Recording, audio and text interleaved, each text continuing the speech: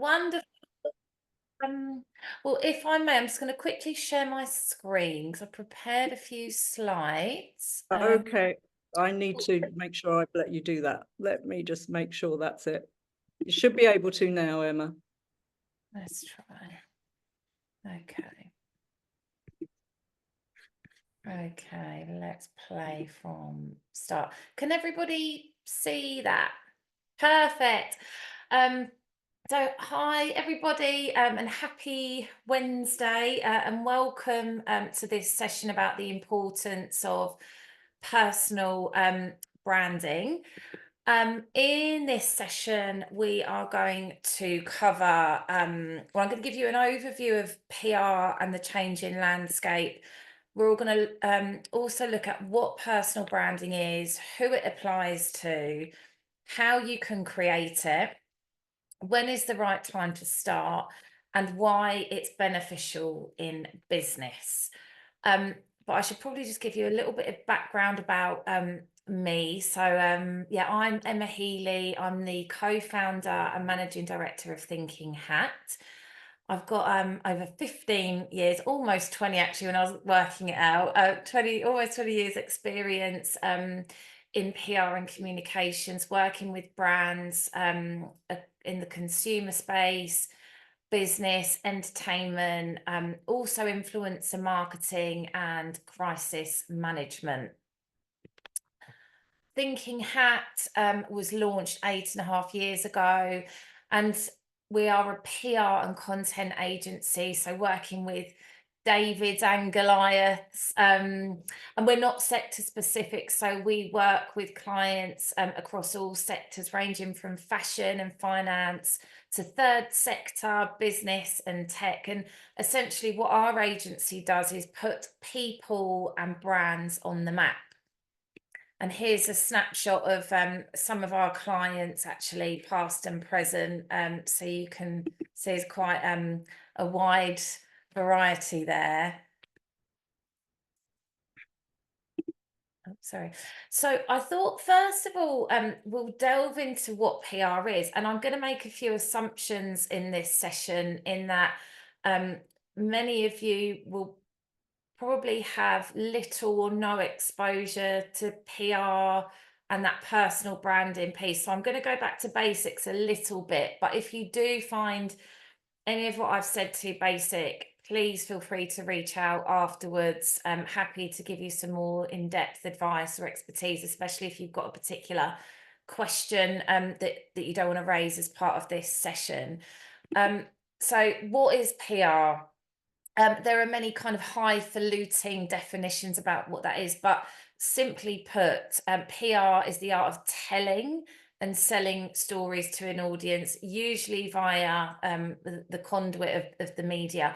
And those stories can be anything from founder interviews, acquisition announcements, if you're launching a new product, if you've got a new edition of your newsletter.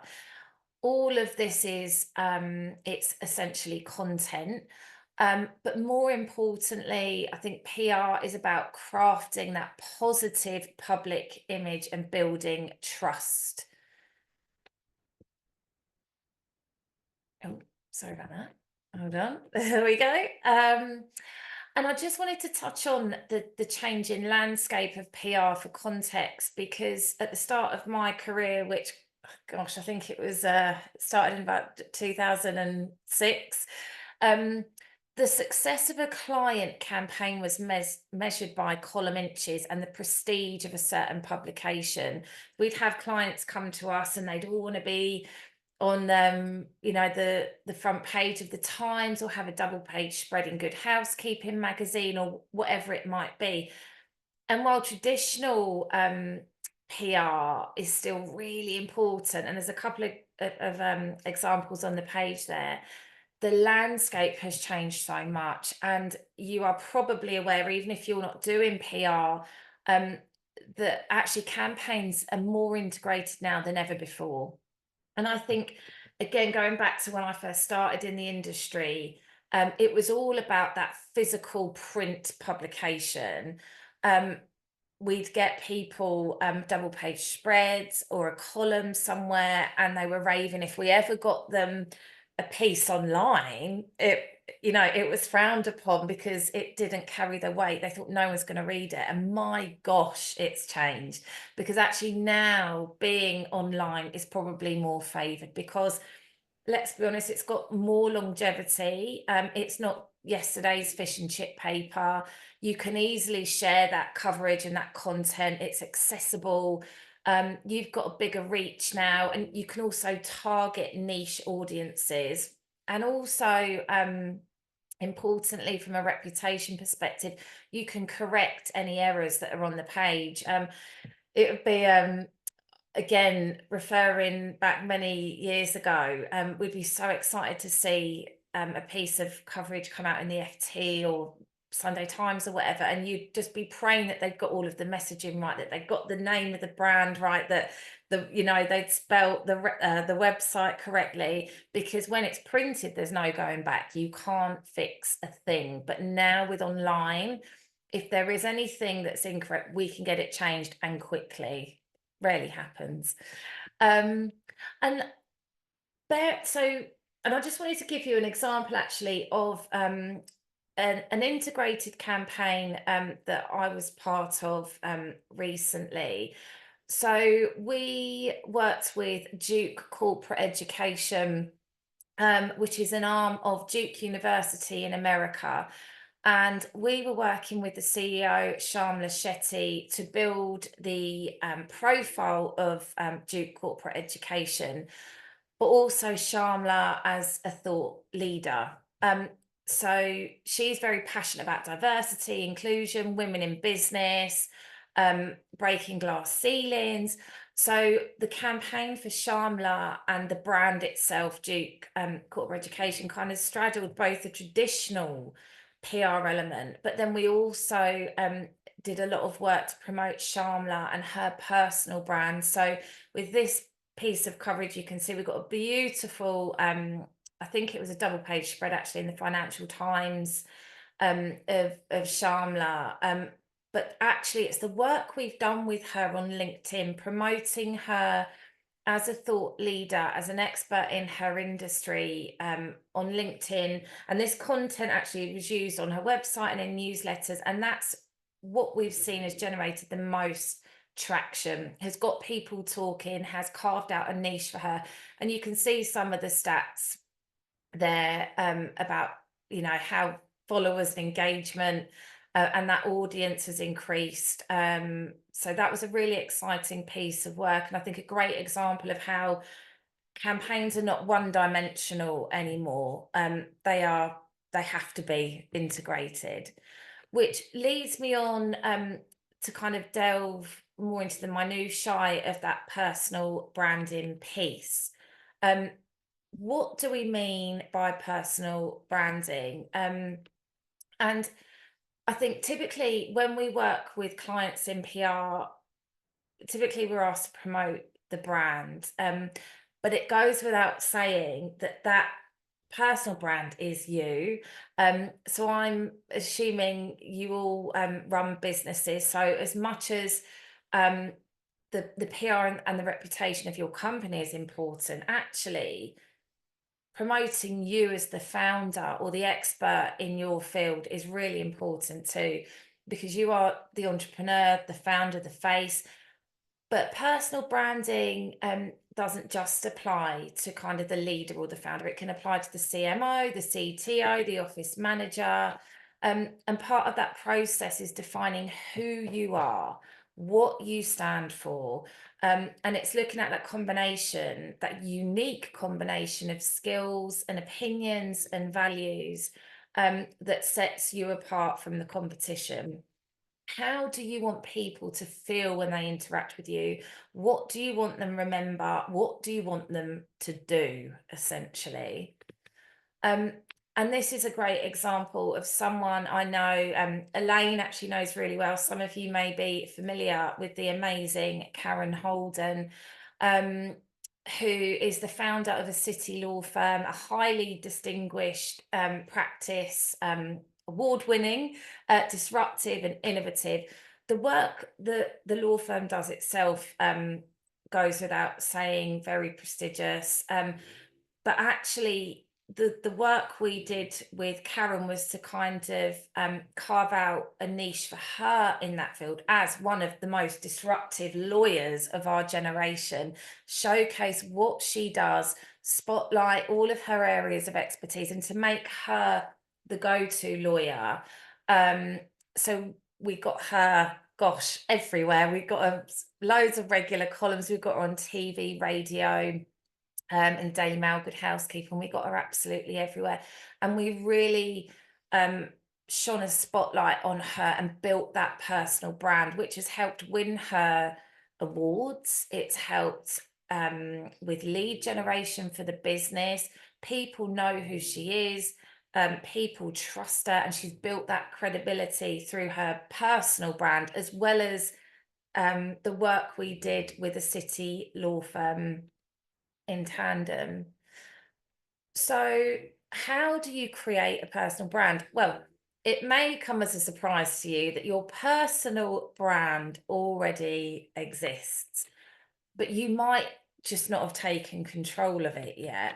So, as I was saying in the previous couple of slides, I think regardless of your job, your sector, your industry, everyone has potential to develop a personal brand and should develop a personal brand, because it's important as part of that wider business strategy. Why is that? Well, every single one of us has expertise that should be shared.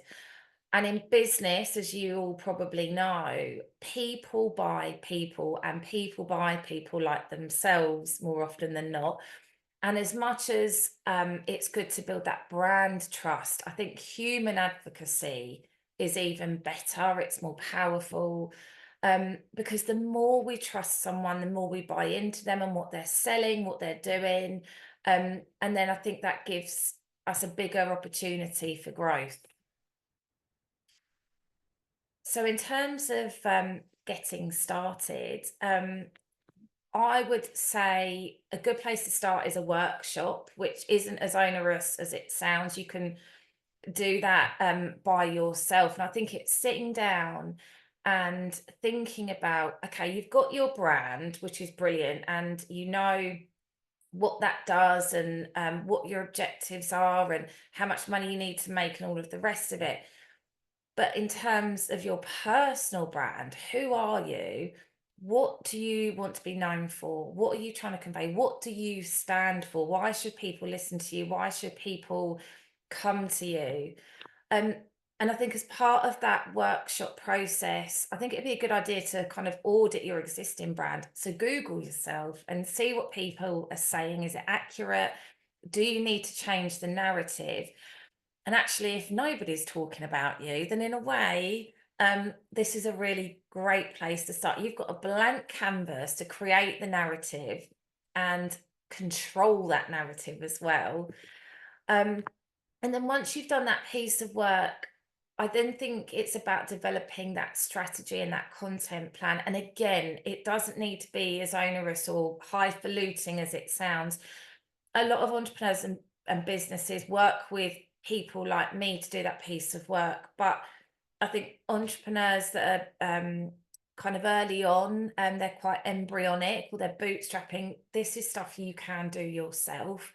And it's about sitting down and looking at where you are now, where do you want to be, plotting those steps, and what do you want that story to be on your journey? What do you want to say to people? How do you want to talk to people as well? Is it through blogs? Is it through PR interviews? Do you want to communicate with your audience on social media? So I think once you've kind of figured out that strategic piece, it's then about creating a content plan. And again, it doesn't need to be as onerous as it may sound, but I think it's just mapping out even a couple of posts a week. Okay, it could be something that's reactive. So in whatever industry you're in, whatever your business does, It's looking ahead. It's tapping into the news agenda. Is there something linked to the election tomorrow that you could jump on that would resonate with your audience? Um, so I think leveraging what's happening in the media is part of that. And as I say, that's a reactive piece of work. But then there's more strategic content pieces that you could run that maybe it's your first year in business. That's a milestone worth celebrating or talking about. So it's developing that plan and then executing it. Um, I touched on this just a second ago, but I guess you need to determine your audience. Where are the people that you want to speak to? If you're an up and coming cool boutique clothing brand targeting 16 to 24-year-olds, chances are you're going to find your audience on TikTok or Instagram. And then it goes without saying, um, you need to tailor your content to fit your audience. If you've got a, a coaching business, then actually LinkedIn's probably a good place to start. So think about your audience and where you're going to find them. And as part of this personal branding piece, I think the best way to make it work and be successful is to be authentic. Don't try to be anybody you're not. Um, and well, we could probably all say this actually. The people that resonate most with us are the people that are authentic in their approach.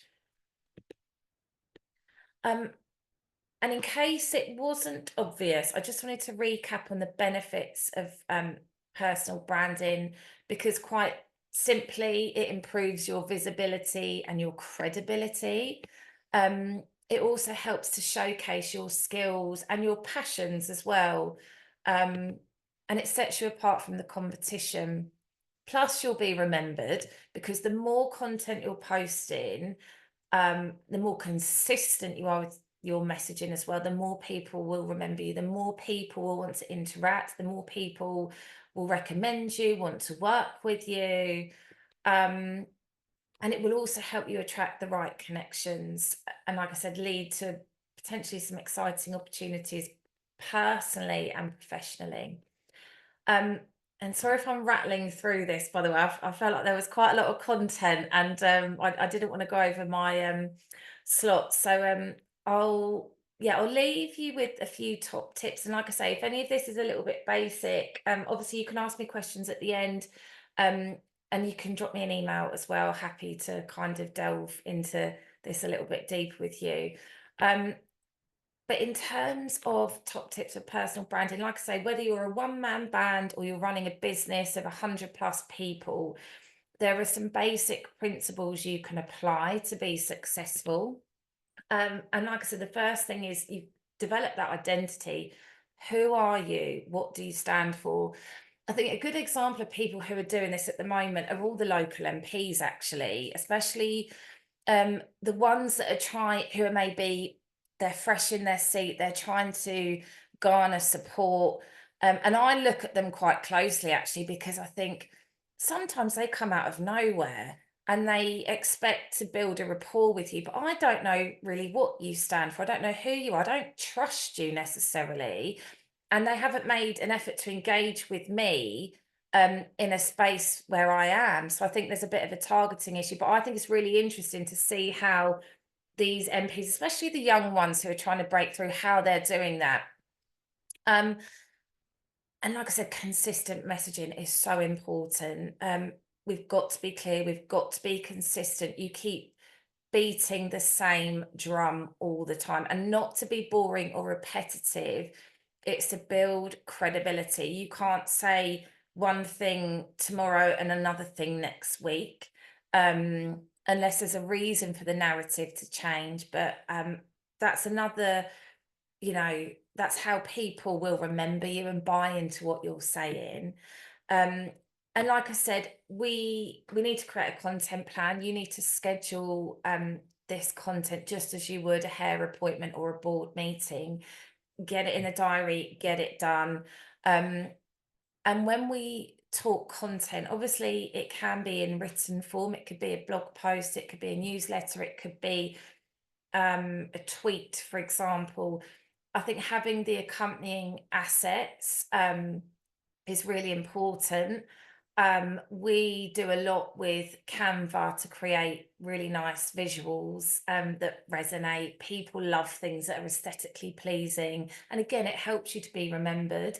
Um, and we're also finding from work we do with our clients that video content is so much more impactful than anything static, and certainly anything just written. So that's one thing to bear in mind as well. And I think the power of video, um, you can showcase your personality, who you are, which you can't always convey in a written piece or even an image necessarily.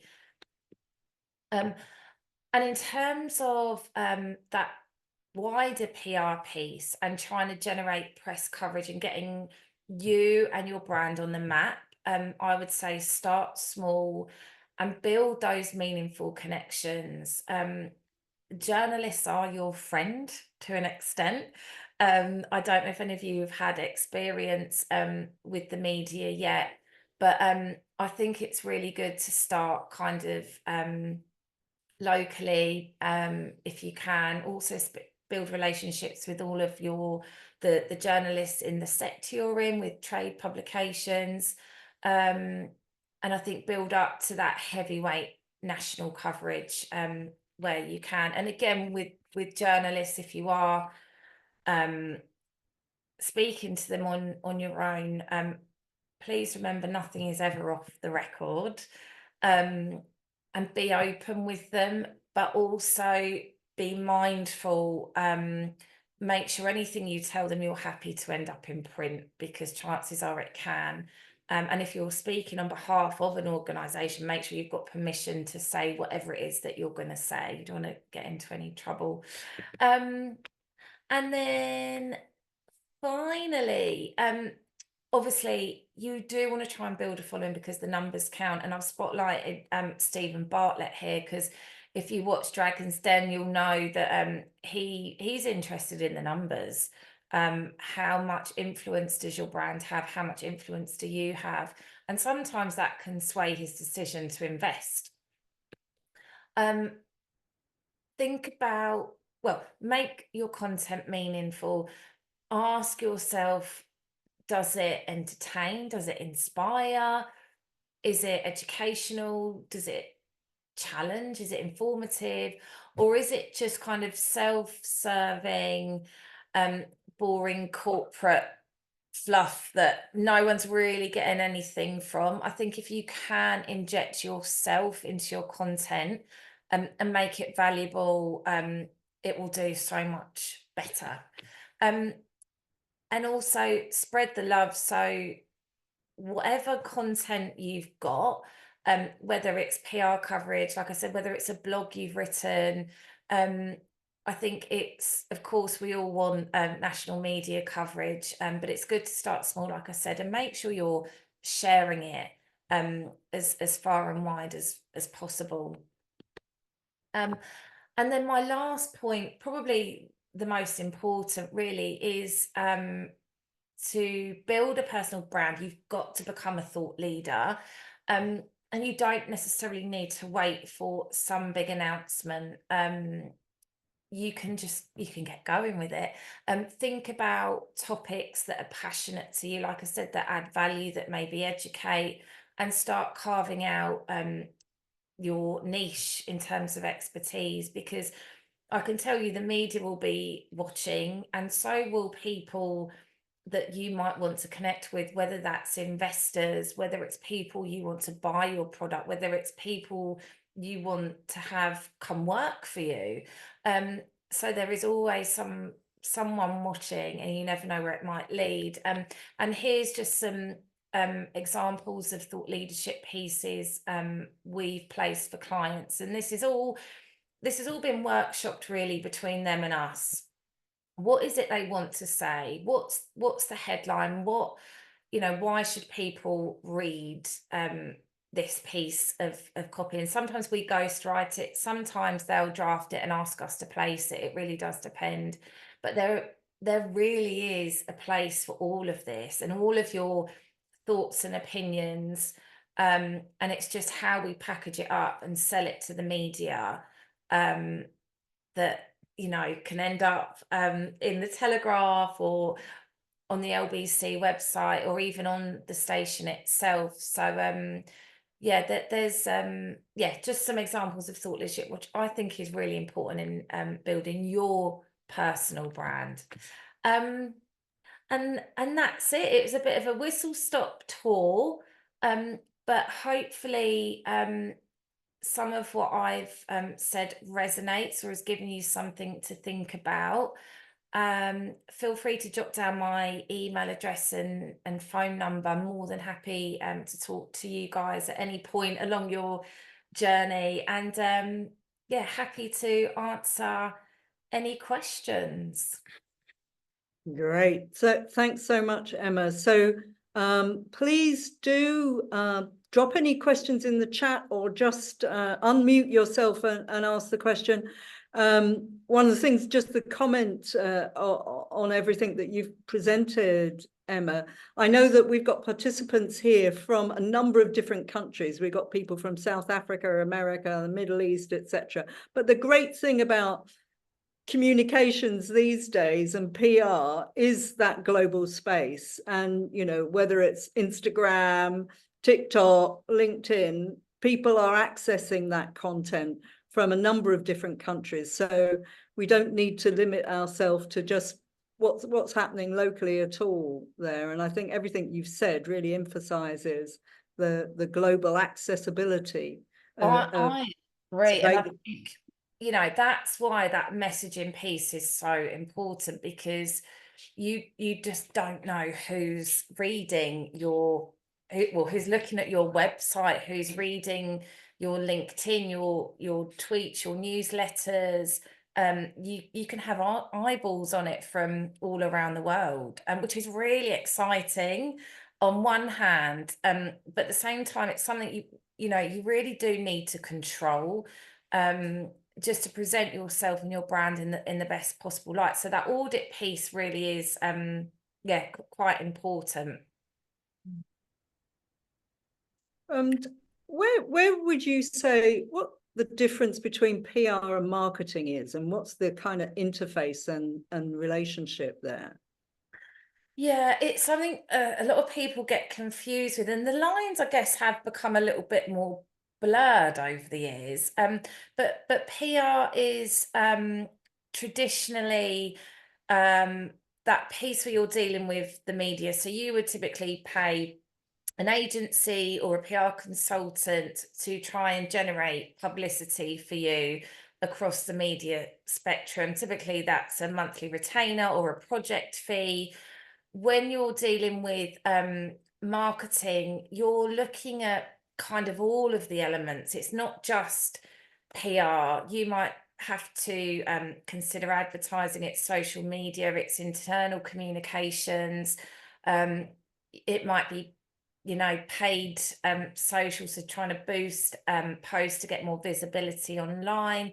It's that kind of wider marketing communications mixed. And I think as well, I should also point out that PR can work really well on its own, but really it works better as part of that bigger marketing mix, I have to say. But I think as well, when you're starting a business and you're bootstrapping, it is hard to kind of um, think about all of those components, let alone have the budget to pay experts to do them. But I think you can do a little bit of all of it quite cheap. I think it's just having the awareness more than anything, because it all has to kind of work in tandem together.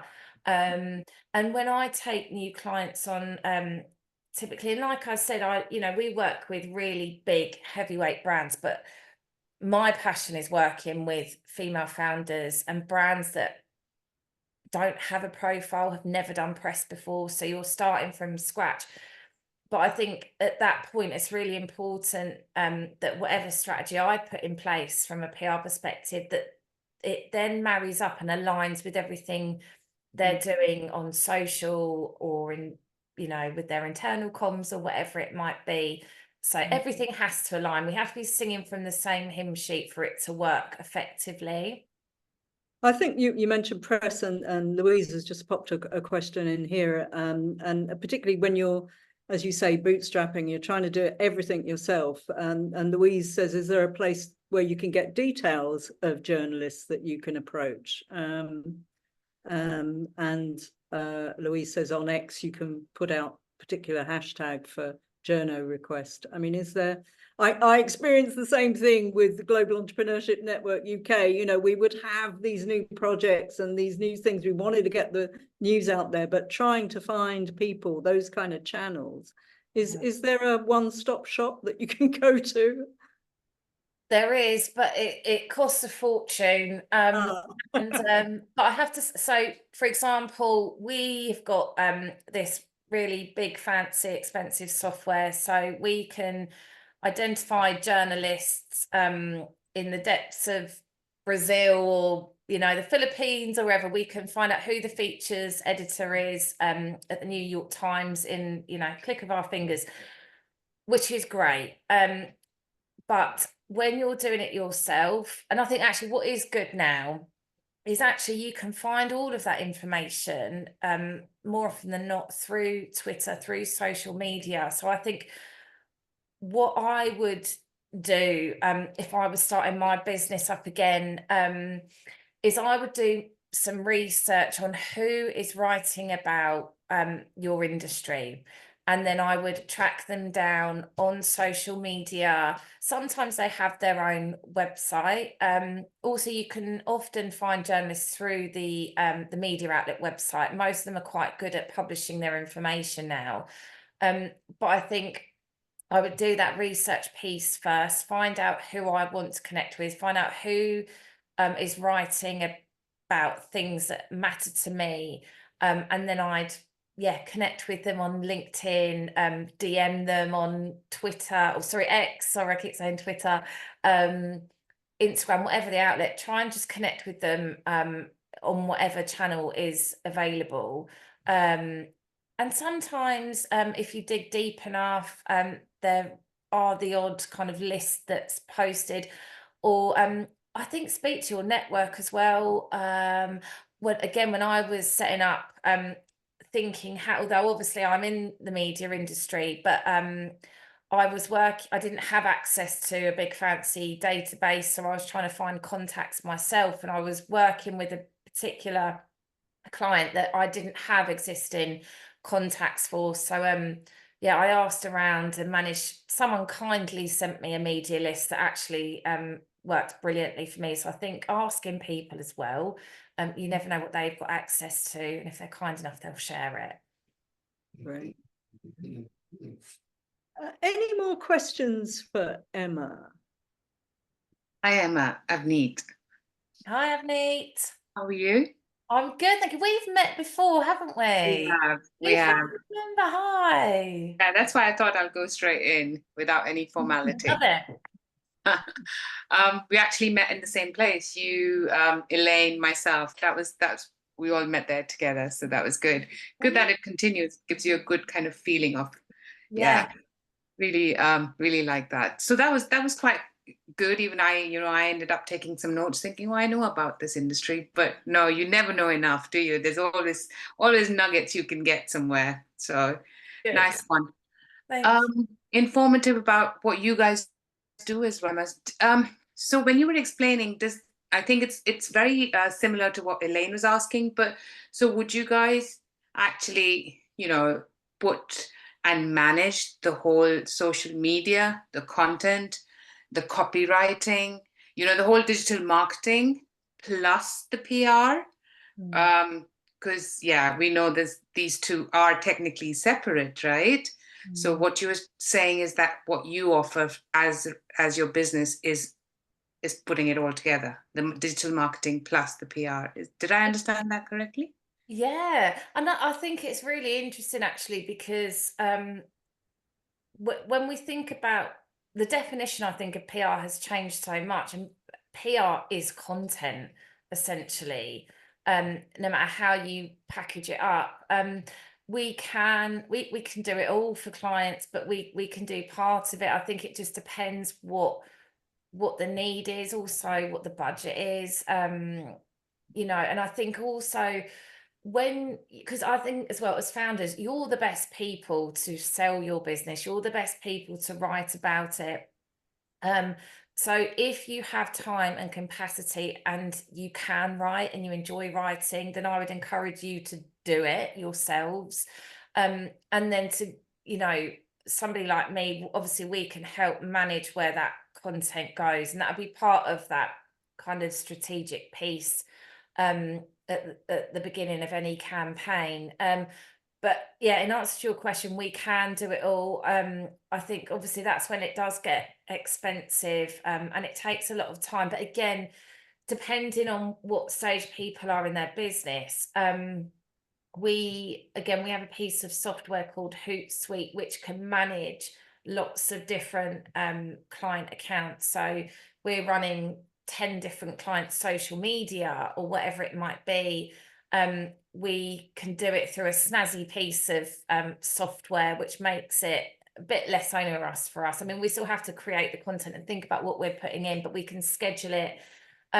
So there are ways to make it more streamlined and effective with us. But I think when you're at the beginning of your journey and the budget isn't there and you're scaling, then you know, I would maybe use a graduate or an intern to help with that, because also I think you know, not to discriminate, young people are just so, they can do this stuff really easy. They're really in tune with technology and all the different platforms. I mean, I feel so out of touch sometimes, and I'm not a social media expert, by the way. I have a great team that is, but there's always developments, and I think it's staying on top of that as well, which is really important. And I think people who are fresh out of uni are really valuable, actually, for helping us keep our finger on the pulse. Right, Yeah. I'm gonna. We've got more questions coming in, and we're really running out of time. But so in answer to the first one from AA about best place to look for PR consultant and brand strategist, well, here's a good start. Emma's offered and put a link for people who can contact her. So that I would suggest that would be a good place to start. But I don't know if quickly you can answer this other question that's just come in from AA as well, Emma, which is about how can you overcome resistance and fear of putting yourself out there, the visibility of your face and your brand, if you've always been behind the scenes in the past. And I think that's a very big subject. I think there's one we're going to have focus a whole session on, but yeah, it's really difficult, and I'll be honest, I don't do enough of it myself. So I think I'm always so busy doing the job that I forget to then promote myself. So I've got a lot of work to do as well, ladies. But I think it is difficult. But I think you know, as female entrepreneurs, we probably don't have as much confidence as we should. But I would say a good place to start with that is chatting to your colleagues or business partners. If you're not in business with someone, speak to your best friend, someone who really supports you, who believes in you, who can give you that confidence boost, and start small. You don't need to go all guns blazing straight away, but maybe just one, you know, post a week, a little piece to camera or something. But I think you can kind of dip your toe in the water and build up to it and see how it makes you feel. Also, to test the engagement, does it work? But I know it's scary, and I certainly don't do enough of it. So maybe we can work on that together. Yeah, that's a great link into giving another plug for our online community. I know some people haven't received a link for that yet. I don't give the link out to everybody who's registered. We've got about 89 people who register for this every week, but as you know, we have a smaller number who turn up. So I really only want to share the link to the community to the smaller people who do turn up for 1 or 2 sessions even, because what we want to do is to create the community that supports each other in between these weekly sessions and at the end of the weekly sessions. So we will make sure that you receive a link, if you haven't already, to the UpCoach community platform. So you will receive an email with a link and an invite from me, but that email will come from UpCoach. So please check your spam filters in case it might disappear there. Ikutu, who's my exec assistant and does all of my social media and gets out there for me, that's another way of doing it, so it's terrific. Ikutu's just put in the chat a link to my calendar. So I would love to talk to you about where you are with your business, what are some of the challenges facing you, and seeing how I can support you moving forward. And I know we've had people in this chat already saying that they're happy to share their experiences. So let's take that conversation to the online community. Next week, I will be back in the UK and I will be running the session next week. And I'm going to be focusing on a very simple model and clear model to help you to get an overview of where you are with your business and what your strategy is. And that's the business model canvas. If in a previous session a few weeks ago, one of our guest speakers, Ilona, also talked about the business model canvas, and she gave a number of links that are there in the community chat. So if you want to have a look at that, I know many of you will be familiar with the business model canvas, but it's a really easy and very useful tool for all of us, whatever stage of our business. So thank you so much. If you found anything that's been really resonating with you, I know Emma would love some feedback. So do feel free to follow up, share your thoughts, share what you liked about the program. Always tell us how we can improve on future sessions. And we look forward to seeing you next week. And many thanks again, Emma. Thanks, Thank you. ladies. Bye. Bye, everyone. Thanks. Thank you. Bye.